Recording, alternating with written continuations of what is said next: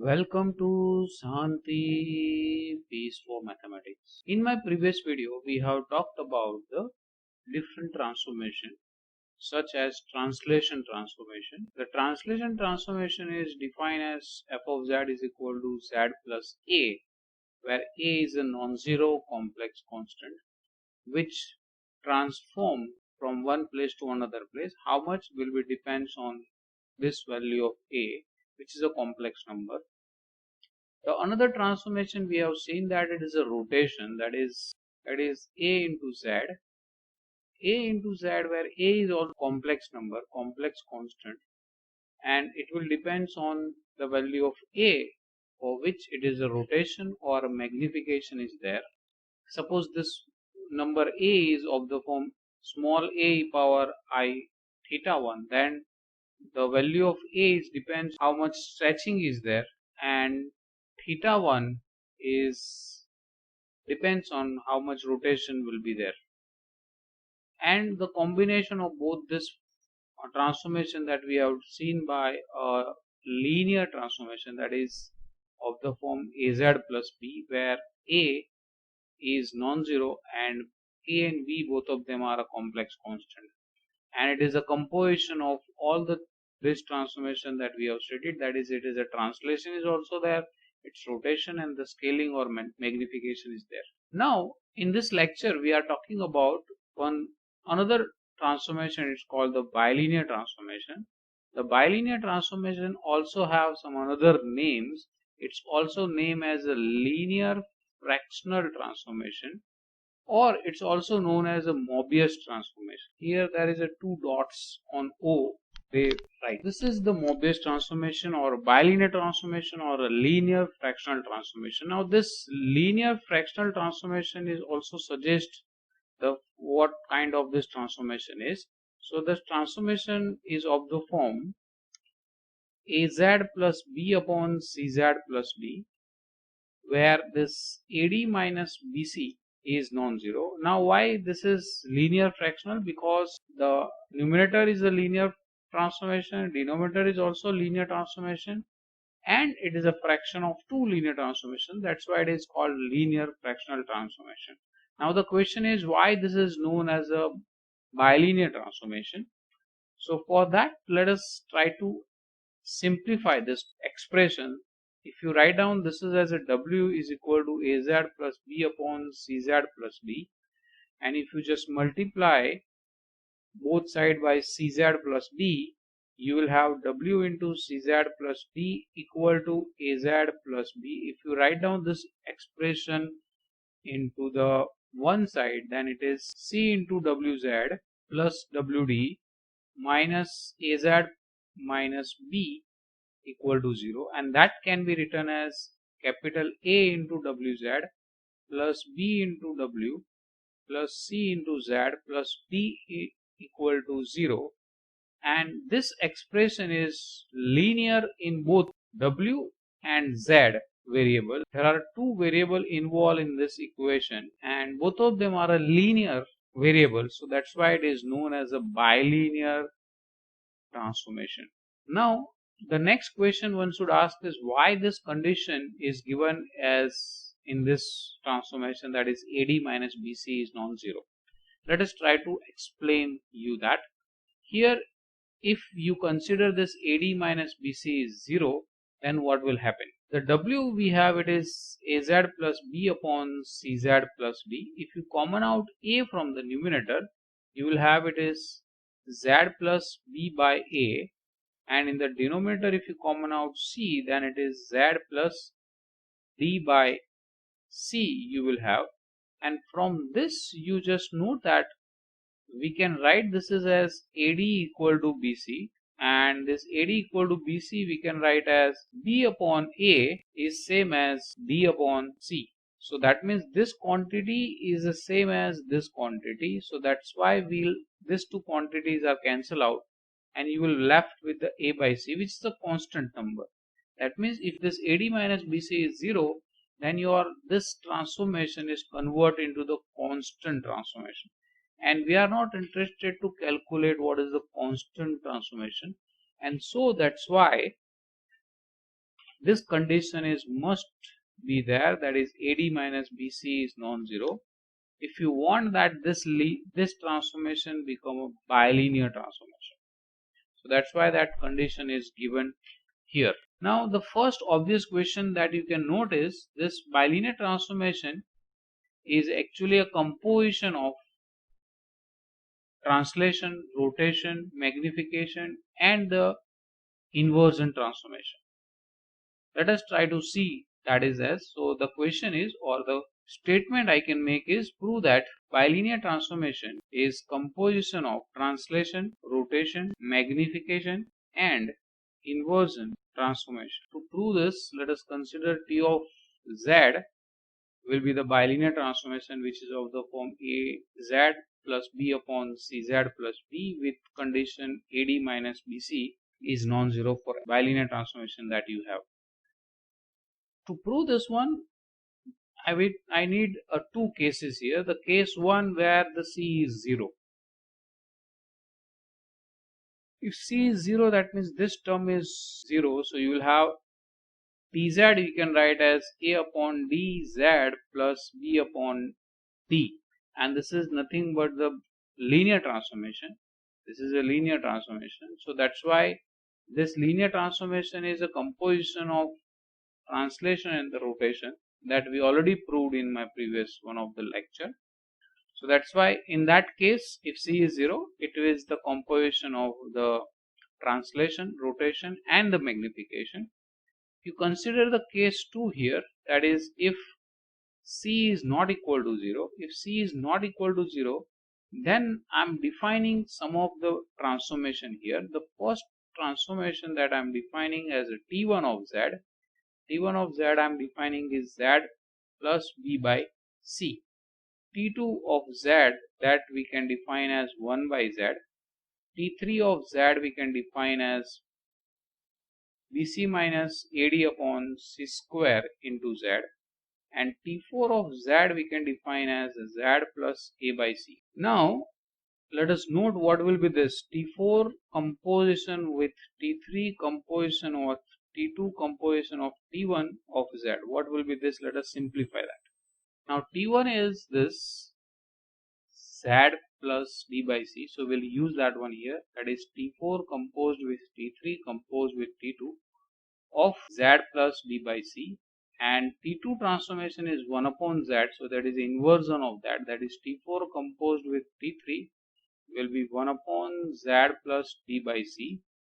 And T3 will be this quantity into Z. The value of Z is this. So you will have it is T4 of BC minus AD upon C square into Z, that is 1 upon Z plus D by C. And T4 is Z plus A by C. So this quantity plus A by C. So you will have it is BC minus AD upon C square into Z plus D by C plus A by C. And so what we can simplify, if you take LCM here in this as a C, you will have BC minus AC upon C square into CZ plus D plus A by C. Now C will get cancelled out, and if you take the LCM as C into CZ plus D, you will have BC minus AD plus A into CZ plus D, and if you just simplify this, you will have BC minus AD plus AC Z plus AD. Now AD will get cancelled out and the denominator is as it is, and if you just simplify this by taking out C from the numerator, you will have B plus AZ upon CZ plus D. That is the simplification of that, and that is your bilinear transformation T of Z. So what we have proved here, it is T of Z or T is the composition of T4 composed with T3 composed with T2 composed with T1. Now let us, so we can say that this bilinear transformation is a composition of all these four transformations. Now what we will see is this four transformation that we have discussed earlier is this four, and the first one is a translation transformation, the second one is the inversion, the third one is the rotation, or it is a magnification, and the fourth one is again a translation. And we already proved that this T is a composed with this four transformation, and so it completes the proof that the bilinear transformation is a composition of translation, inversion, rotation, transformations. With that proof, we can prove that every bilinear transformation is mapped to a circle and a line, to circle and a line. See, what we have seen is this bilinear transformation is a composition of all that four transformation, that is a translation. So in the translation transformation, there is no change of shape is there, it just translate the figure. In the rotation, it's only rotate the diagram, and in the magnification transformation is there, in that also it will transform by, it will not change its shape, but it's only change its size. So with that, there is no problem. Inversion transformation we have seen in the previous lecture. If it is a circle, then it is in the image of that circle under the inversion transformation is either a line or a circle, that we have discussed in detail. Also, if you have a line, then its image will be circle or a line under the inversion transformation that we have discussed. And so we can say that this bilinear transformation is also map a circle and a line to a circle and line. With that note, let us discuss one of the examples so the idea will be clear in your mind. The example says that find the image of a line 3y is equal to z map onto the circle under the bilinear transformation w is equal to iz plus 2 upon 4z plus I. Let's give the explanation for that. So to calculate the image of this line 3y is equal to x, you required the what is the value of x and y in terms of uv. So for that, I am just converting this equation for x. We can write as 4wz plus wi is equal to iz plus 2, and you just rewrite this is as z into 4w minus I equal to 2 minus wi. So therefore z is equal to 2 minus wi upon 4z minus I.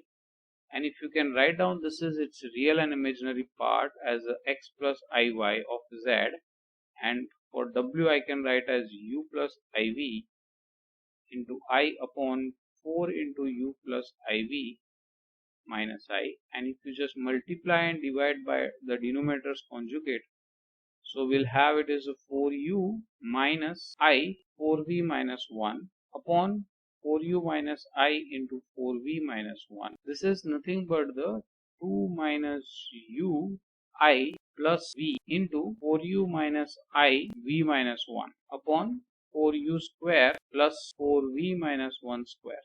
So if you simplify the numerator, you will have it as 8u plus 4uv, because this is the term as a real part of this, and minus of ui is the imaginary part of this quantity.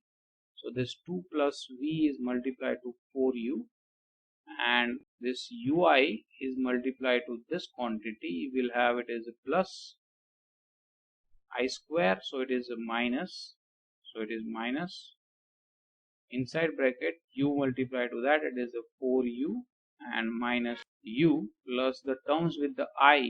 So this ui is multiplied to 4u, so that is minus of 4u square, and this quantity will multiply to 2 plus v, so it is minus of 4v minus 1 into 2 plus v into I upon 16u square plus 4v minus 1 square. If you simplify the numerator, you will left with this quantity, that is 9u minus I into 4u square plus 4v square plus 7v minus 2 upon 16u square plus 4v minus 1 square, and that is equal to x plus iy. So therefore the value of x you will have it is 9u upon 16u square plus 4v minus 1 square, and the value of y will be minus of 4u square plus 4v square plus 7v minus 2 upon 16u square plus 4v square v minus 1 whole square. Now we will have it is 3y is equal to x. This will implies 3 into minus of 4 u square plus 4v square plus 7v minus 2 upon 16u square plus 4 minus v minus 1 whole square is equal to 9u upon 16u square plus 4v minus 1 whole square. And just note that the denominator terms are cancelled out, and the numerator you will left with the minus 12u square minus 12v square minus 21v plus 6 is equal to 9u.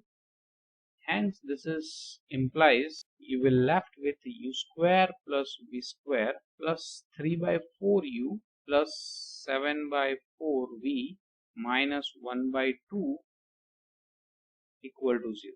Now if you compare this equation with this x square plus y square plus 2gx plus 2fy plus c equal to 0, the value of g you will have it is 3 by 8 and value of f is 7 by 8 and the value of c is minus 1 by 2. You just check that g square plus f square minus c, that is 9 by 64 plus 49 by 64 minus 1 by 4, which is obviously greater than 0. Hence this will represent a circle with center minus g minus f, which is minus 3 by 8 minus 7 by 8, and the radius that you can compute. Next thing that we need to discuss is the property of bilinear transformation, which says that the bilinear transformations are what we conclude invertible. Is the image of this so if you line want to prove that any function is invertible, you have to x show that the function is 1 1 and onto. So first we will try to prove that the function is 1 1. So let us consider that any bilinear transformation in the form of az plus b upon cz plus d, where this ad minus bc is non-zero. Now to prove that it is a 1 1 function, as you recall that if you want to prove some function is 1 1, then you have to start with f of z1 is equal to f of z2, and you have to prove that z1 is equal to z2. So I will start with t of z1 equal to t of z2. My objective is to prove that t1 is equal to t2. So this will implies a z1 plus b upon c z1 plus b is equal to a z2 plus b upon c z2 plus b. And if you just simplify this both side, you will have a z1 plus b into c z2 plus d equal to into a z2 plus b into c z1 plus d. Now if you multiply this to brackets, you will have a c z1 z2 plus a b z1 plus b c z2 plus bd. On the other side, you will have a c z1 z2 plus b c z1 plus a d z2 plus bd, and you just observe that a c z1 z2 is cancelled out, bd is also cancelled out, and you just take out all the terms of z1 on the other side and the z2 on the other side. So you will have ad minus bc into z1, and other side you will have also ad minus bc into z2, and this ad minus bc is non-zero, so that's why this will imply z1 is equal to z2. So therefore we can say that t is 1 1 map.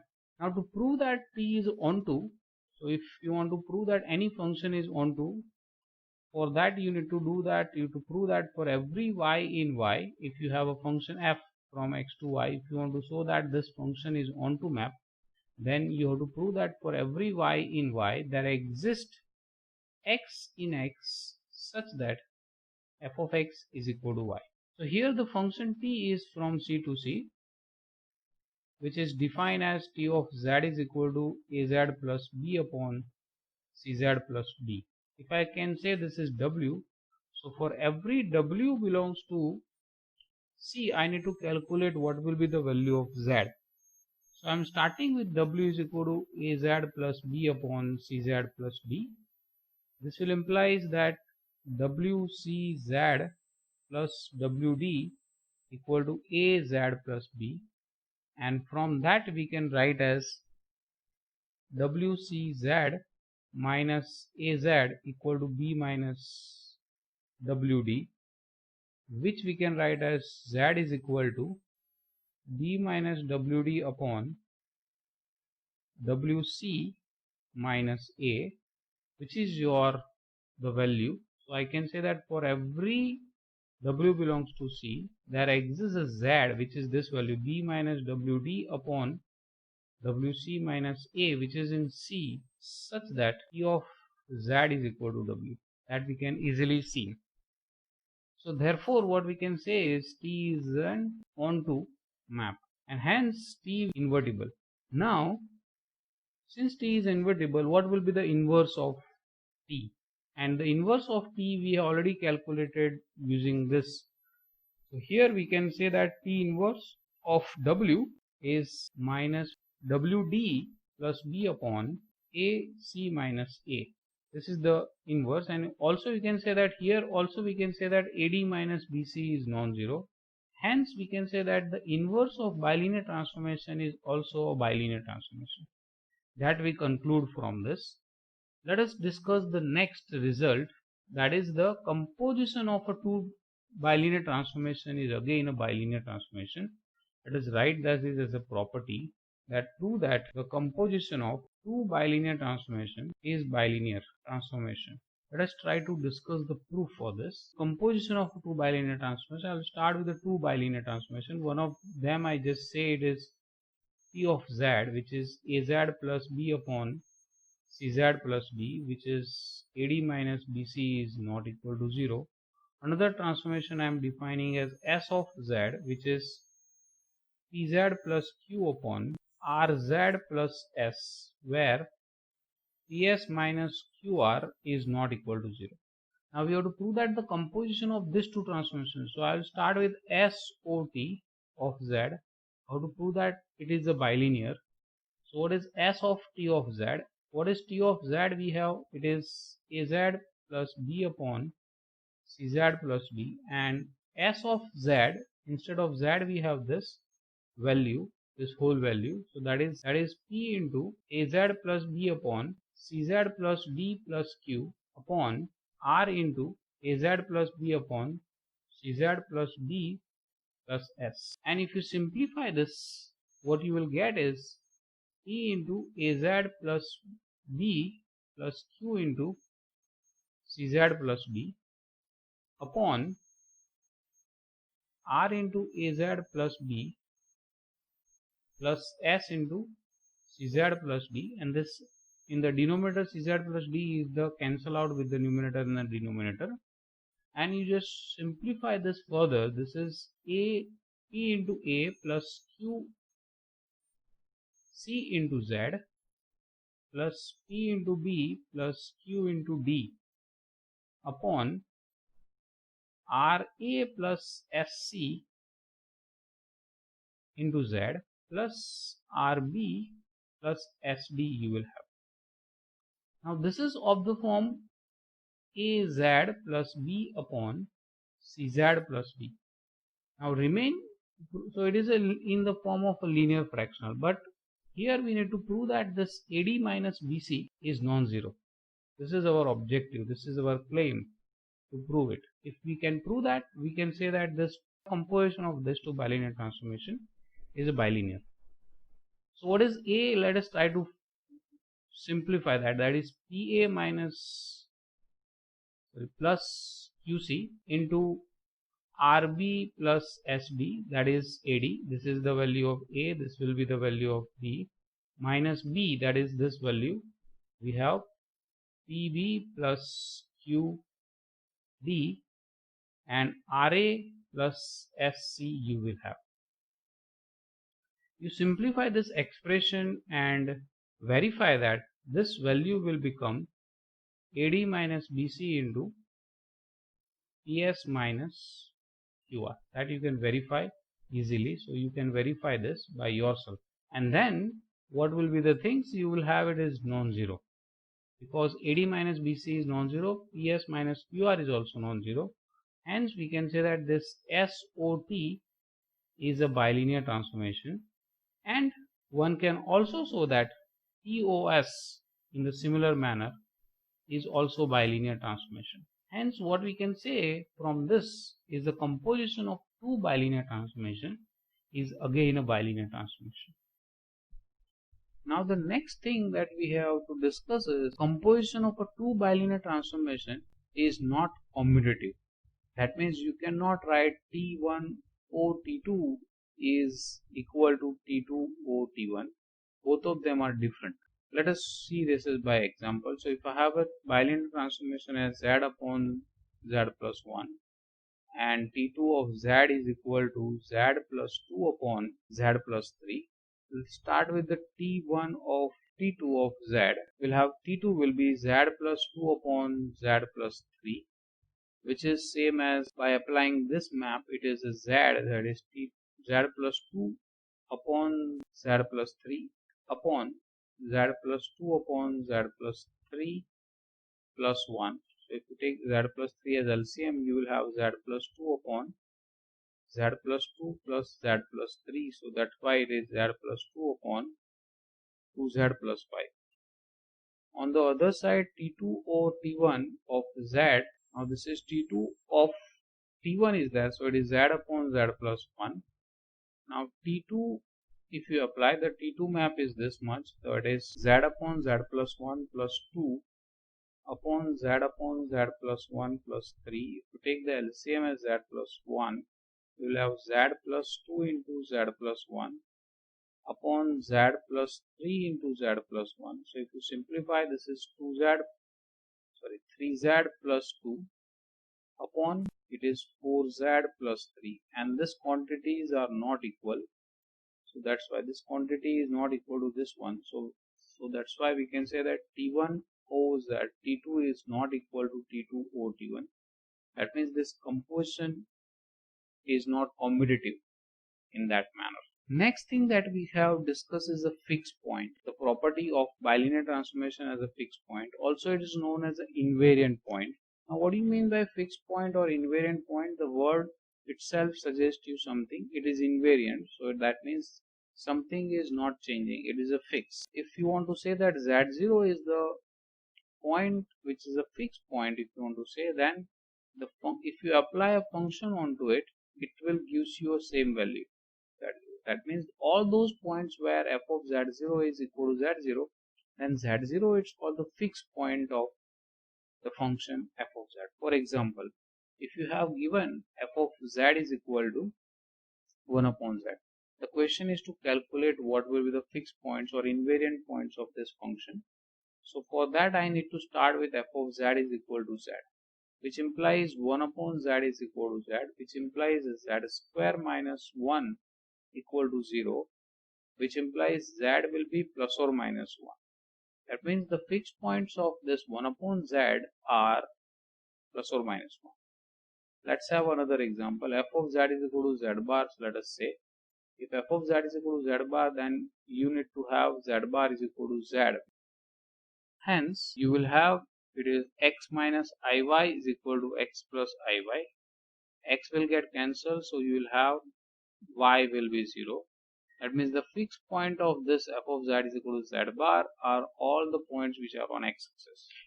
If you take this function as an identity map, that is f of Z is equal to Z, then all the points on this are the fixed point, because here it is the identity map.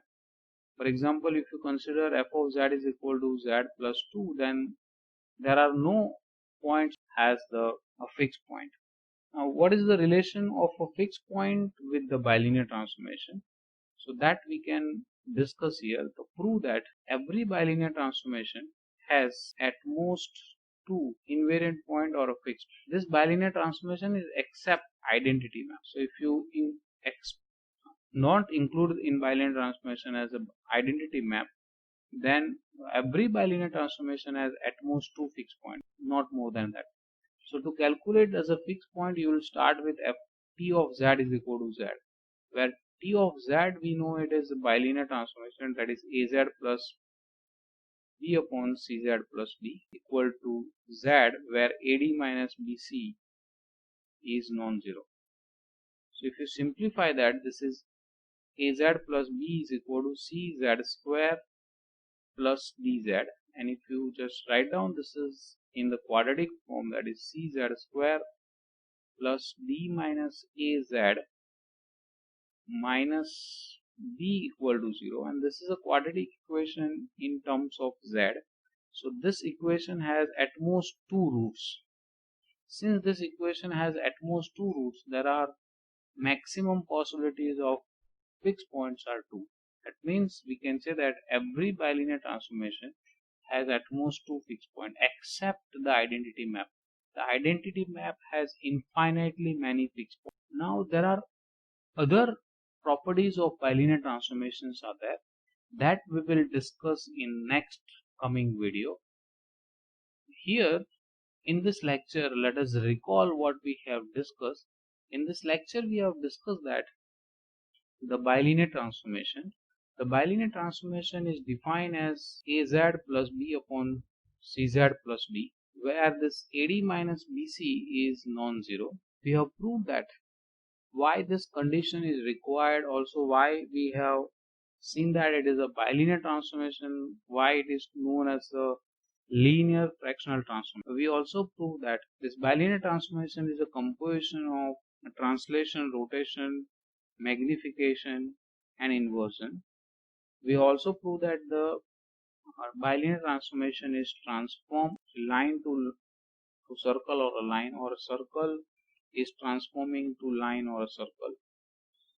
Also we have proved that the inverse of a bilinear transformation is again a bilinear transformation. Next we have also proved that the composition of two bilinear transformation is also a bilinear transformation. And lastly we have discussed that a bilinear transformation has at most two fixed points. With this remarks, I am stopping here. If you like this video, please press the like button. If you have any questions, comments or suggestions, please drop down in the comment box below. See you in next video. Till then, bye bye, sayonara.